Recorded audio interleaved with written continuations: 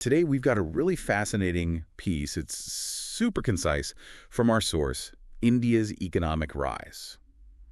Just one sentence, really, but wow, it makes you stop and think about the huge economic shifts happening globally right now. Okay, so here it is, the statement we're going to unpack. Today, India became fourth largest economy, and we should look forward to become third largest economy. And you probably noticed the third spelling there for third, bit of a typo. Sure. That happens. But it doesn't really take away from the sheer, well, ambition in that statement, does it? India hitting the number 4 spot globally. Exactly. I mean, reaching fourth place, that in itself is a massive achievement for any country. It really underlines years of, policy changes, growth. Like the Make in India stuff we've seen? Precisely that. And also the huge push in digital infrastructure. And just to be clear for everyone listening, we're talking nominal GDP here. Okay, the direct economic output measure. Yeah, the direct measure. It's not just an abstract number. It reflects real things, like a young workforce coming through, a domestic market that's just booming. That's what's driving this.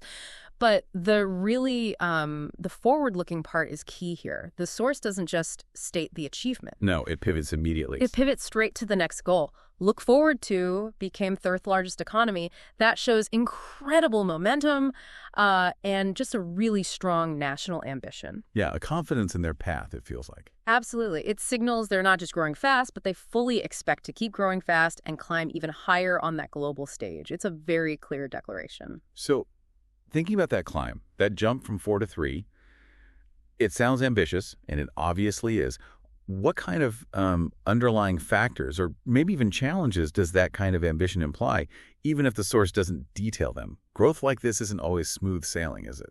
No, definitely not. And while the source is all about the ambition, the scale of jumping to third, well, it does hint at the work ahead. Sustaining this kind of growth takes enormous continuous effort. Like infrastructure investment. Infrastructure, yeah, absolutely critical. But also managing things like income inequality, which can widen during rapid growth. And then there's navigating, the whole complex world of global trade. External pressures, too. Right, internal, external.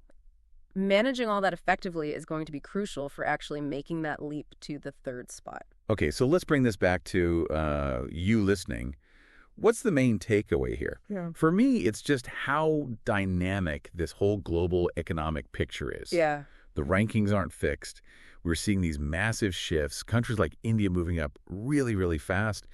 It just highlights how fluid things are. That's exactly it. And it connects directly to, the bigger picture of global power, doesn't it? India being fourth, aiming for third.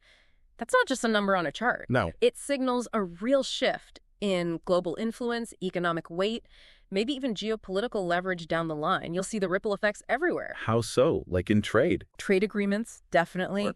Global supply chains where innovation happens, even sort of cultural influence across continents. India's footprint in all these areas is just going to get bigger. So a real rebalancing act happening on the world stage. Here's something to maybe mull over. Think about what it really means for a nation to climb these economic ranks so quickly. How does that speed impact not just its own citizens, but, the whole world that you live in?